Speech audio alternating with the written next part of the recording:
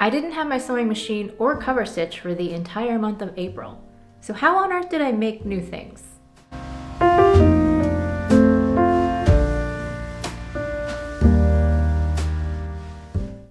Hi, my name is Sarah, and welcome to my channel, which is all about sewing and styling a handmade wardrobe.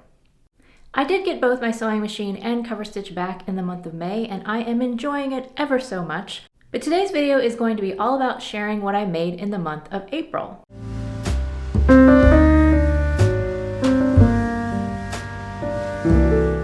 Now, since I was without my machines, I didn't do a whole lot, but I did comb carefully through my basket of things that needed repair, and I pulled out several things that I could fix by hand without a sewing machine. I'm going to share those with you right now. The first item that I would like to talk about is my Avid Seamstress, the Blazer. Now, I didn't even realize that this one needed repair until I did my video about spring outfits with color. And I wore this jacket in one of those outfits, and I noticed in the video that the hem was drooping in the back quite significantly.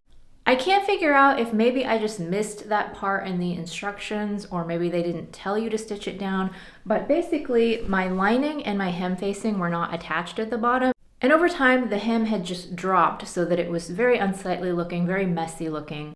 But fortunately, it was a very simple, easy fix. I just went in and ironed the lining and the facing so that they would be the way that they're supposed to be. And then I used a needle and thread and just slip stitched the lining to the facing so that it can't drop anymore. Hand stitching is never going to be my favorite thing to do, but since I couldn't do anything else, it really wasn't that big of a deal. It didn't take too long for me to fix that. And now this jacket is ready to wear again, and it doesn't look sloppy anymore. Because it's made out of a cotton flannel, it does read as more of a winter and fall jacket to me rather than spring or summer. For now, I am going to put it back in the closet because we do still have some chilly days in the mornings especially. But I don't know that this is going to immediately get a ton of wear, but definitely when it gets colder again, I will be very grateful and thankful that I went ahead and made that fix. Now, the next repair that I did, I don't actually have it here to show you. I think I might even actually be wearing it. But I had a ready-to-wear bra that the stitching had just started to come undone. And so I threw it in the basket and didn't really think about it. And so because I needed projects to work on, I went ahead and got that bra out and just hand stitched it back in place. And so that is good to go. So that was a very simple, quick, easy repair. Another thing that I worked on are these Vicky Sews Ruth shorts. So I do think that I made a mistake with these when I made them last year with my fabric choice. So the fabric is a linen rayon blend, and it's fairly lightweight and pretty drapey. And I think that this fabric is just a little bit too droopy for the shorts. It'd be better if I had made them out of a more structured fabric. So what was happening was whenever I would wear the shorts, these little fake pocket flaps here, when I would sit down, the pocket flaps would kind of get crushed. And when I stood back up again, they would be bent out of shape. And it just looked really tacky. I didn't like it at all. And so I went in with a needle and thread and just hand tacked these flaps down so that they won't move anymore. And then additionally, I was having another issue with the droopy fabric that these cuffs here, I would iron them into place, but a couple of hours later, the cuff would just be falling down in spots because it didn't have enough shape to hold that crease in place. So I went ahead and I also hand stitched the cuff all the way around so that it will stay and it's not going to fall down anymore.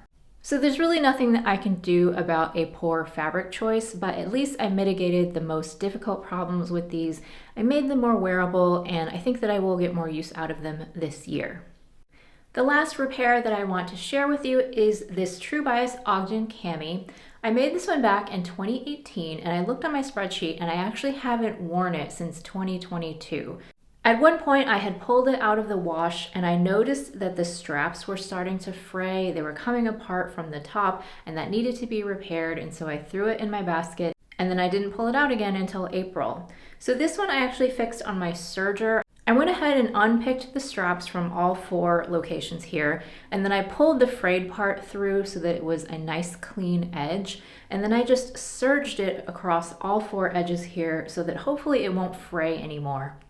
Now that did end up shortening the straps a little bit, probably like 1/2 inch or 3/4 of an inch. So the armhole does sit a little bit high on me now, but it's definitely wearable. It's not going to come apart anymore. And so I'm really glad to have this back in my closet because I absolutely love this fabric. Rifle Paper Company is one of my most favorite fabric designers, and I definitely was missing having this top in my wardrobe. So I'm glad to be able to wear it again, even if the fit under the arms isn't perfect anymore. It's definitely better than it was.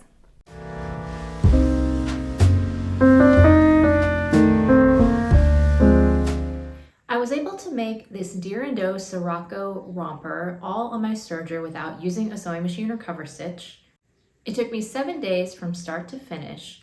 I made the size 36 up at the top and graded to a 38 at the waist. But I made a ton of fit adjustments the first couple times that I made it, and so I don't think that the pattern that I actually had to work with looks very much like the original pattern. The fabric that I used is a cotton spandex jersey that I got from Serge Fabrics. I had bought 3 yards of it to make a PJ set, but then I decided to use it for this, and I only used about 1.5 yards, so I still have enough of it left to make something else later on down the road. Now this romper was always in my plans for this year. It's just that I had intended to make it a little bit later in the year when the weather warms up. So basically last year in 2023, I had retired 2 rompers that I had made previously. I really liked having those rompers because when it's summertime, I find that the one and done romper is a very, very comfortable, cozy loungewear outfit.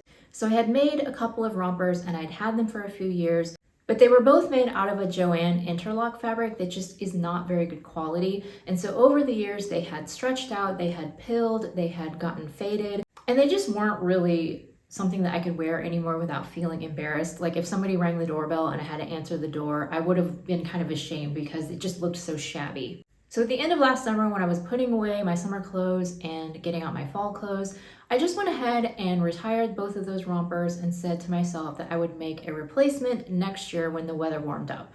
So since I did not have my sewing machine and I was limited in the things that I could make, I needed to find something that I could do with just my serger. And so I decided to go ahead and try to make this romper because even though there are a few different things that you have to do, I figured I could wing it and just be able to use my serger and not need a sewing machine. So the few little tweaks that I had to make were that there's some pleating that you're supposed to baste, so I just basted it by hand with a needle and thread.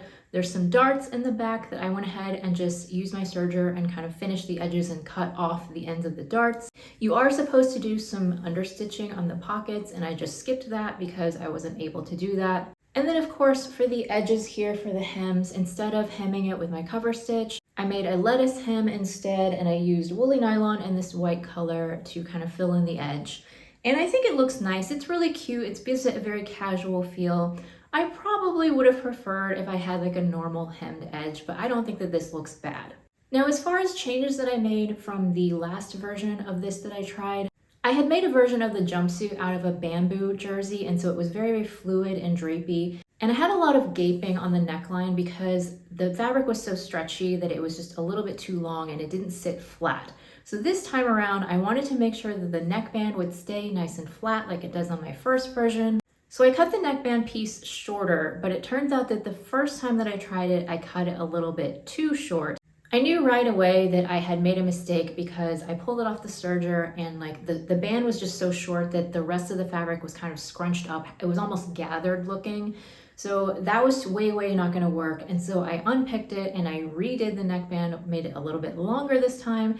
And I think that actually works pretty well. It does pull up a little bit right here, but I would rather have it pull a little bit at the waist seam than have it gapey up here. So I think I ended up shortening the neckband about 1 inch, and I think that worked reasonably well.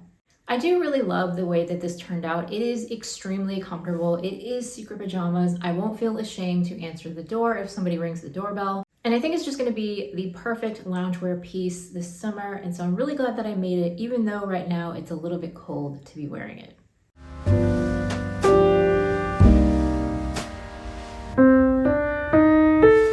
So I managed to make a project using just my serger.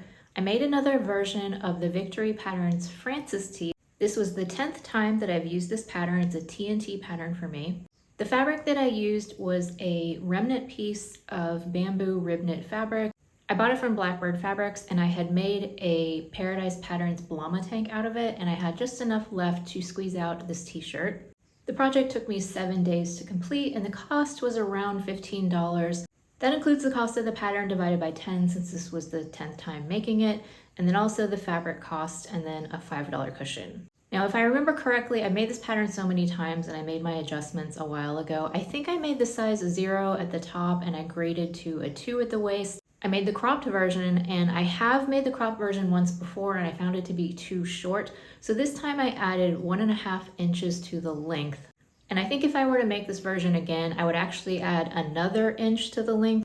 The way that it turned out, it's basically the correct length on me, but this does have a lettuce hem, which means that I didn't fold up any of the hem allowance like you normally would. If I had folded up the hem allowance, I think it would have still been a little bit too short. So that's why if I were to make it again, I would add another inch just to make it a little bit longer to allow for a hem allowance if I wanted to do that in the future. This was a really simple garment to construct. I made it with the crew neck version, which has a high neck with a band, and then I finished the edges with the lettuce hem so that I can complete the whole thing on my serger and I didn't need my sewing machine or cover stitch. Now the reason that I made this was actually because I did discover a hole in my wardrobe. So in the video where I had showed my colorful outfits for spring, there was one outfit where I was wearing a jumpsuit and I had a t-shirt on underneath. And I really struggled to find a good t-shirt to put under that jumpsuit. And I just kept thinking, like, I wish that I had a really slim fit, like baby tee, but with a high neck and short sleeves. All of my form-fitting t-shirts had more of a scoop neck or a v-neck, and it just didn't quite look right with the jumpsuit. So I thought it would be a good idea to go ahead and add something like this to my closet because I mostly intend on wearing it as a layering piece. So it'll be great for the springtime to wear it underneath things like pinafore dresses, overalls, sleeveless dresses like this, and jumpsuits. I'm sure that occasionally now and then I might also wear it on its own, like in the pictures where I'm wearing it with my Paradise Patterns Protea pants. And I also think it could pair really well with something like a flowy maxi skirt, but mostly I do see myself wearing it underneath things just like this. So not a lot to say about this one, like what can you say about a pattern that you've made 10 times before? I obviously like the pattern and highly recommend it if you're looking for a form-fitting t-shirt with lots of different options. As far as ranking goes, it's a little bit silly since I only made 2 new things, but I think I would put this one ahead of the romper that I made, just because I think I'm going to wear this one more. It's definitely a basic, it's a staple piece that I'm going to wear over and over again, probably year-round too, because I could see myself layering this underneath sweaters and cardigans and things when it's cooler out. But yeah, not super exciting, but a great basic in my closet. So I hope you enjoyed this video, and if you're wondering what else I made in the year of 2024, I'm going to put the playlist right here. Thank you so much for watching.